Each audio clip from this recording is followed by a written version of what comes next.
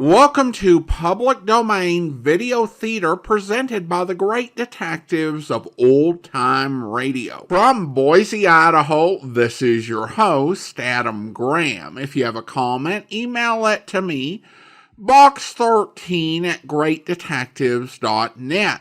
This week, we're bringing you another episode of U.S. Marshal. The original air date is October the 8th, 1959, and the title is Murder My Darling.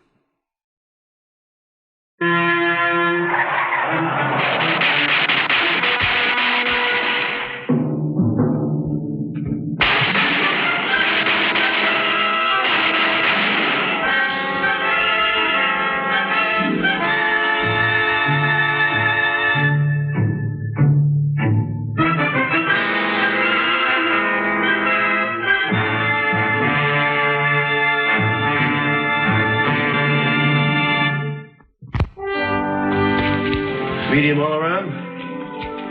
Oh, Frank, they're beautiful. Oh, I'll take mine rare. Oh, Frank, you're tempting me. Oh, did you get the phone, Tom? Marshal Morgan's residence, Tom Ferguson speaking. This is Jasper O'Neill, Tom. Can you get over here? Yeah, I got something for you. Oh, can't it wait? This is Sunday, Jasper. You spotted who? Elizabeth Craig. You know, the woman who stole them government bonds. At least I think it's her from the picture in the paper. She drove in here with a man, and I gassed him up, and then they went next door to the boss's motel. Jasper, I'm about to eat a nice, juicy steak, so don't make me run over there for nothing. Yeah, I seen her real good, Tom. Look, I'm only telling you as a friend. Friend, my foot. You're just after the reward. All right, keep your eye on the motel. I'll be right over. What's up?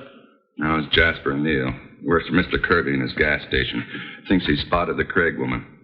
Oh? Checked into Kirby's motel. Well, you better look into it.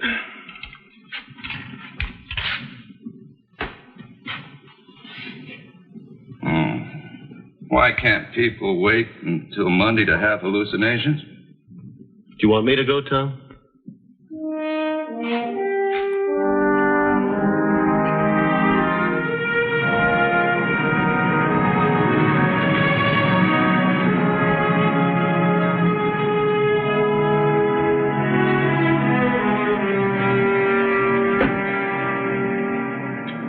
Jasper? She's still here? Cabin 8. Let me take a look at this. She fits the description. Blonde, pretty, medium height. Hello, Tom. Hi, Mr. Kirby. Jasper here thinks this is the woman that rented number 8. What do you think? And I don't know. The husband registered. She stayed outside. His name is Downey, not Craig. It says in the papers that she's supposed to be accompanied by her husband. Jasper, when it comes to conclusions, you jump like a frog.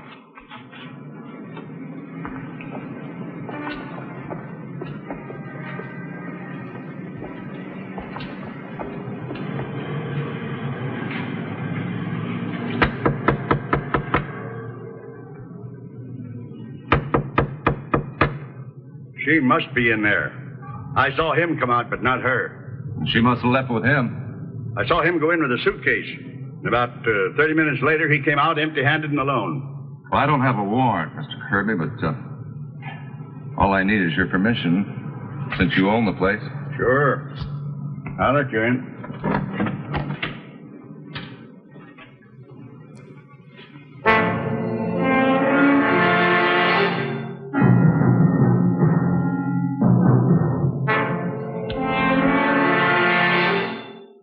She dead? It's Mrs. Craig, all right. She is dead.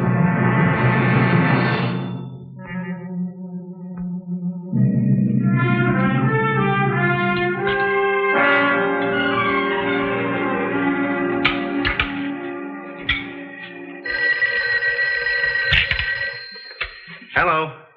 Tom? What's been taking you so long? Dead? Strangled with a towel. And I searched the cabin. The bonds aren't there. Husband left about a half an hour ago. All right, get all the information you can. I'll be right over. Right, Frank. The only truthful thing on this registration card he filled out's the license number. I took that off the car myself. He left it blank. It was a blue and white sedan. A couple of years old. Can you give me a description of it? Not too much. I figured he was about 40 or 45. Never got out of the car. He asked me if Mr. Kirby ran the Clean Motel, and naturally I said yes. Well, I sure wish you hadn't. Oh, you saw him better than Jasper. How tall was he? Oh, he was about 5'9" or 10. Had a little gray in his hair, smoking a pipe. Good-looking man. Oh, say, can Jasper go over to the station? He's the only man on today. Sure. I think I'll wait outside, too. Don't want to miss any more of the Sunday sunshine. How about the 5,000 reward, Tom? If we find the bond, you'll be in line for him, Jasper. Hey, Tom, look, there's Craig's car. He's come back.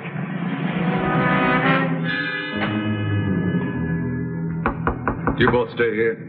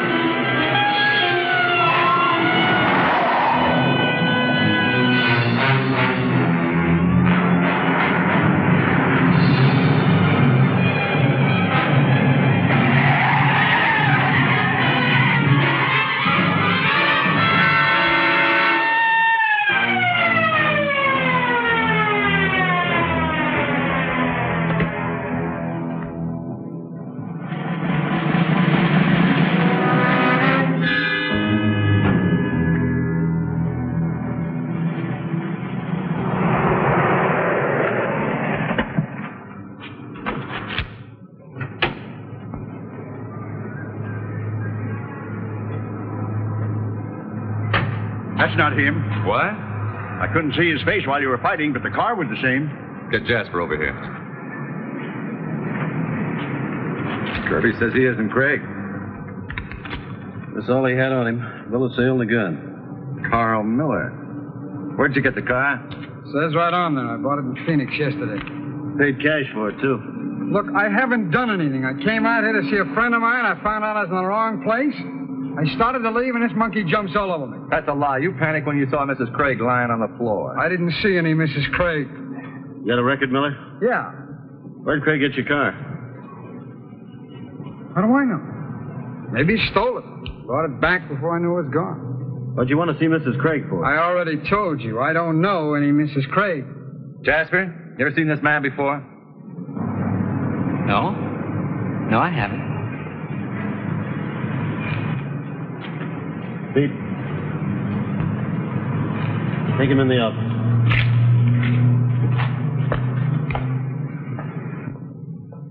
I wonder what he's got to do with it. Where were you? I started worrying about that reward. Her husband could be in Mexico with the bonds by now. Yeah. They don't catch him, and I'm like... Better take care of that customer before he goes someplace else. You're a two-time loser, Miller. Play it smart. Why protect Craig? He killed his wife, took the bonds, and let you walk into a trap. And I called that dealer in Phoenix. He sold the car to a man whose description fits Craig, not yours. Craig used your name. Oh, so what? So what does that mean? Means we can hold you as an accessory to murder and embezzlement. Now, if you want to stand the rap, it's up to you. Look, Marshal, I've been around a long time. Now, you ain't going to get word one out of me until I talk to a lawyer. You're stalling, Miller, so that Craig can get away. Huh? Just know my rights, that's all. I got a right to make one phone call before you lock me up.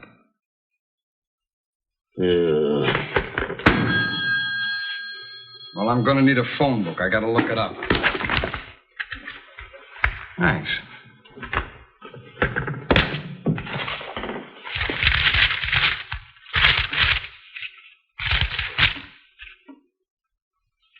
You'll have to dial your own number. The switchboard's closed.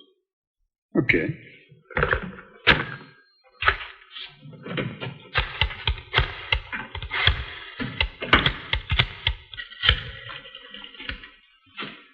Supervisor, urgent. This is Deputy Ferguson, U.S. Marshal's office. Will you trace a call being made from one of our phones? The number is Midland 01020. Now, I'm telling you what happened, Al. Now, this is the whole bit. I went out to the motel to see a friend of mine. I found out I was in the wrong place. And then, yeah. Well, the cops are looking for this Craig guy. They say he killed his wife and skipped with some stolen bonds. No, they don't know where he is, but they're trying to tie me into it. Yeah, that's it. I gave it to you straight. You don't, huh? Okay. Yeah, just like you say. Okay, so long, Al. He says I'm not to say anything. I'm going to tell my story to the judge tomorrow. What's your lawyer's name? Al.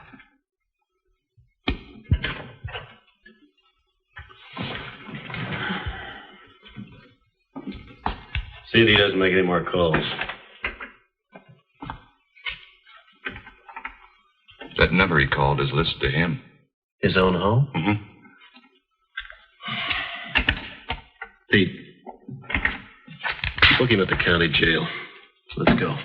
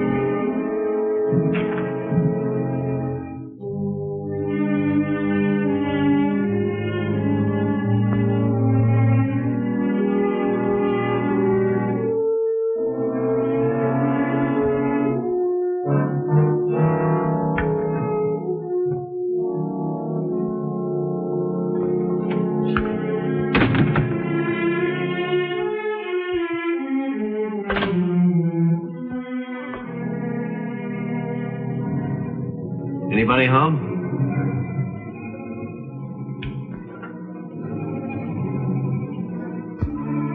Check that room. Right.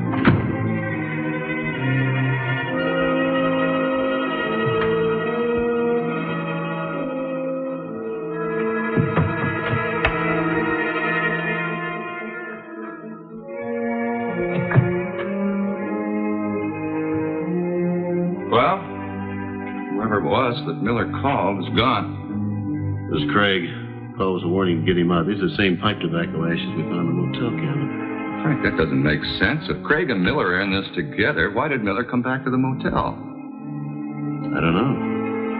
Well, there's got to be some answers.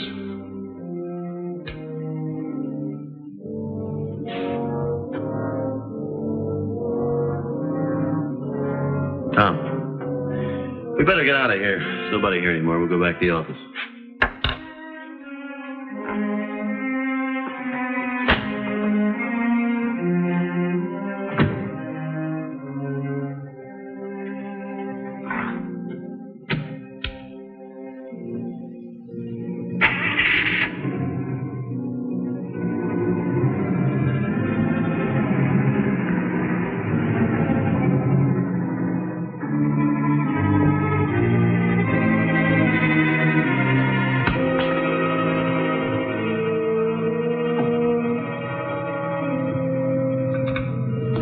Drop that suitcase.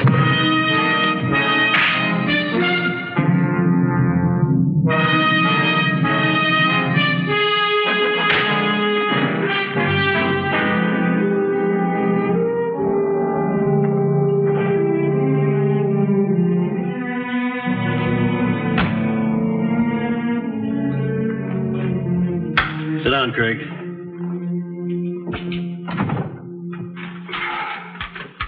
All right, where are the bonds? I didn't kill my wife, Marshal, and I don't have any bonds. I advise you to tell the truth. I am. How did she die? Oh, please. I'd like to know. Frank? Check the closet, Tom. Your luck's run out on you, Craig. Now, come on, let's have it straight. I take it Carl didn't say anything. You know, I only came close to killing a man once. That was a few minutes ago. Now, if I were running away from murder, nothing would have stopped me from killing you or your partner.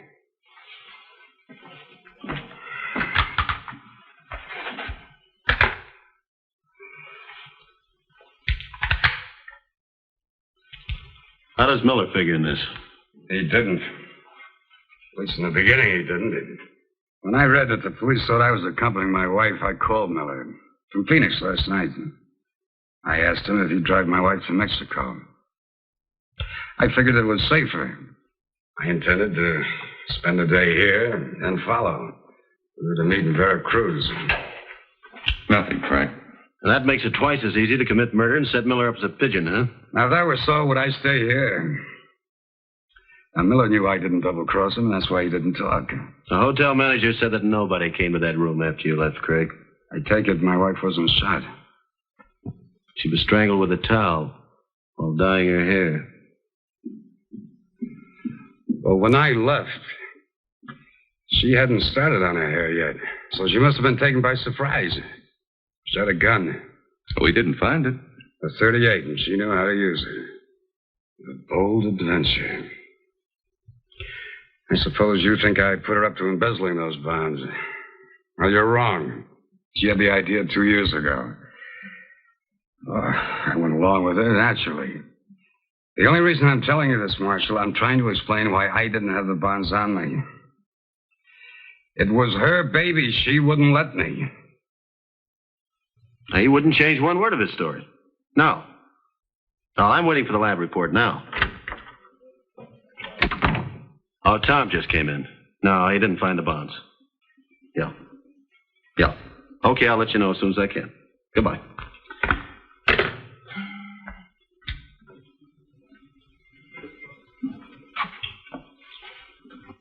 No, I almost slipped my mind. How are the steaks? Steaks?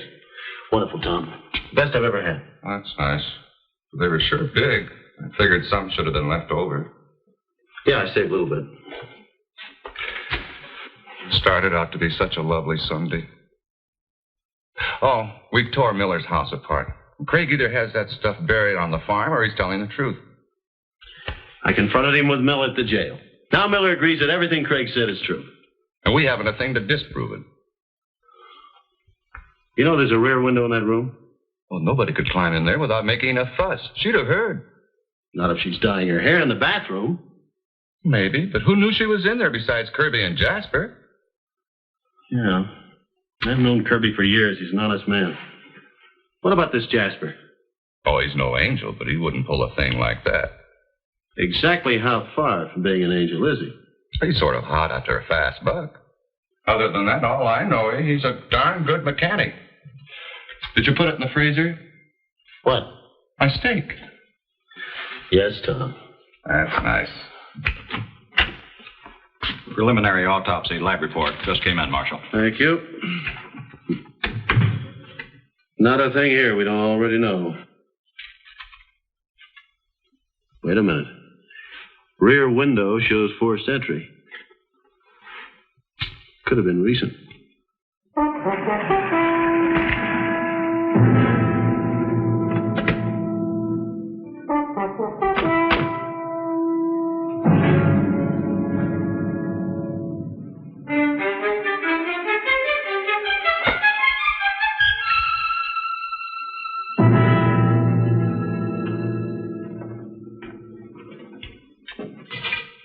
hello, boys. Having any luck? We found Craig, Mr. Kirby. Well, that's fast work. He didn't have the bonds on him. We found some evidence to prove that somebody else killed his wife. Somebody else? Mm-hmm. Whoever it was came through the back window. That's why you didn't see him. Didn't you tell me that Jasper had 30 minutes for lunch? That's right. Was that after Craig drove away? Yeah? Where'd he eat? Oh, down the street at a cafe, I get... Now, wait a minute. We didn't say that Jasper did it. There's a quick way to find out. Well, you're making a big mistake. Jasper has worked for me for years, and I haven't missed $1 in all that time. Well, Jasper will have a way to prove his innocence. But you'll have to help us. What do you want me to do? Send him out on a job. Say, State Highway 46 near the junction there. Flat tire, routine call. What'll I tell him when he comes back? Leave that to us. Well, all right.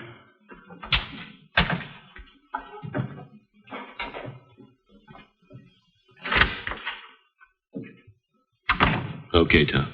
Mm-hmm.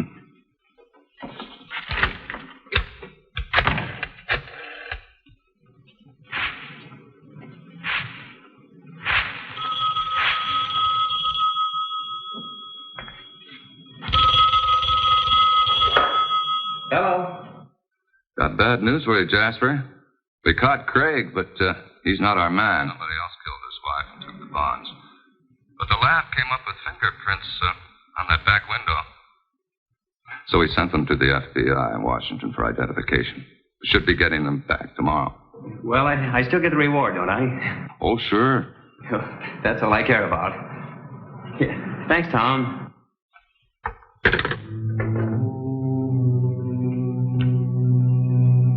Near the junction. You can find it. I'll close up, Jasper. Near quitting time.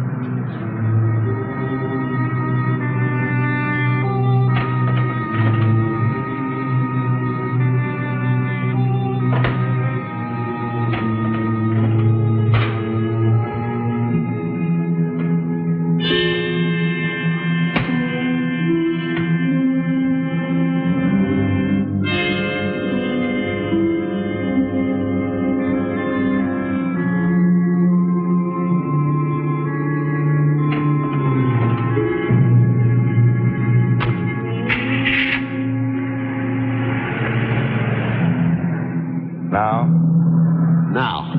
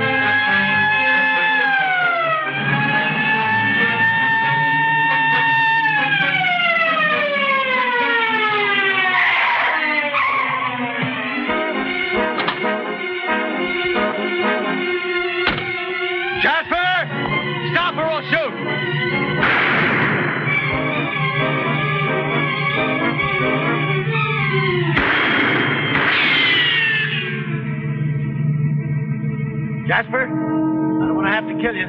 You missed us a mile, Jasper. You never handled a gun before in your life until you took that one from Mrs. Craig. Now give it up. The bonds are in the toolbox. You can have them. Just turn me loose. I didn't mean to kill her. Keep him busy. I'll circle around.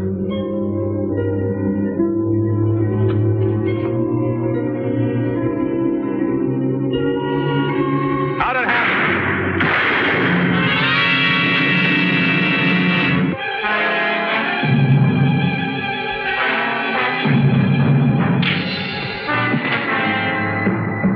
You all right, Frank? Yeah. Put the cuffs on him, Tom. I didn't think you'd catch on. That's why I called you. Let's go, Jasper.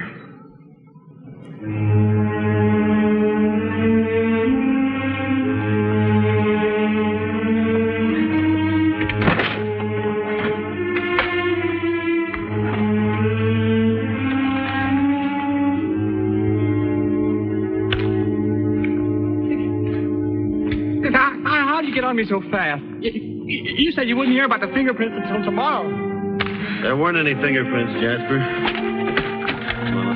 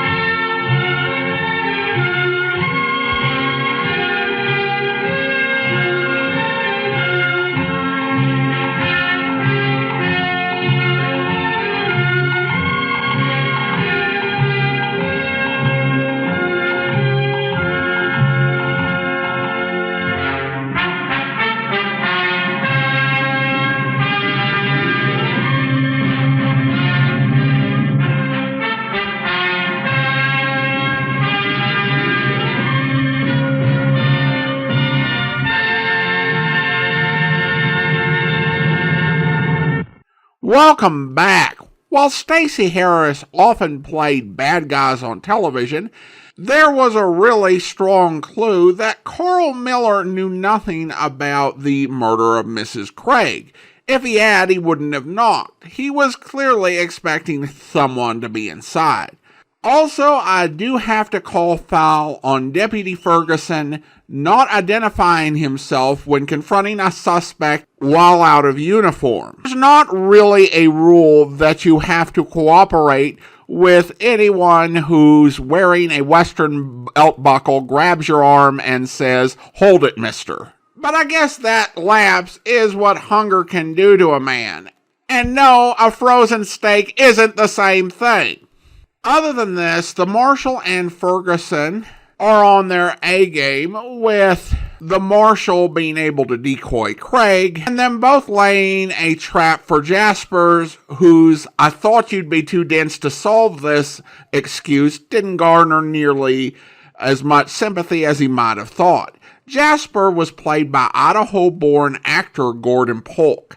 He'd pass away in 1950 at the age of 37 while undergoing heart surgery. Polk made a few TV and film appearances in the early 50s, but he left behind a very prolific body of work. Over a 3-year period from 1957 to 1960, appearing on 20 different television programs in everything from The Phil Silver Show to Johnny Ringo, Have Gun Will Travel, and Whirlybirds. This will actually be our final new video theater of 2023. We'll return in January with a few updates, so be sure to watch for that. But that will do it for now. Join us back here next time for another episode of Public Domain Video Theater. In the meantime, send your comments to box13@greatdetectives.net. Follow us on Twitter at Radio Detectives and become one of our friends on Facebook, facebook.com/Radio Detectives. And if you like these videos, you can become one of our patrons at patreon.com/Radio Detectives. From Boise, Idaho, this is your host, Adam Graham, signing off.